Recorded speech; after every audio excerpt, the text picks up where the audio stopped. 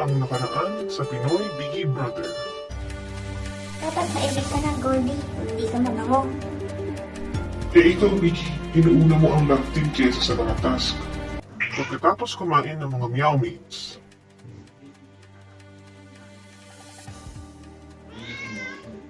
Sinumbong mo ko, Goldie, na akong sumuka sa carpet.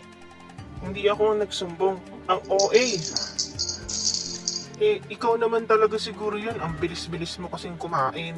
Kung di ikaw ang nagsumbong, sino? Baka yan si Harry. excuse me, 10 hours na akong tulog kaya wala akong kinalaman dyan. Dumating na ang araw ng botohan para sa eviction. 10 points para kay Biggie kasi lumalagpas ang etat niya sa palanggana. 7 points para kay Biggie kasi lagi nang inuubos ang power cut.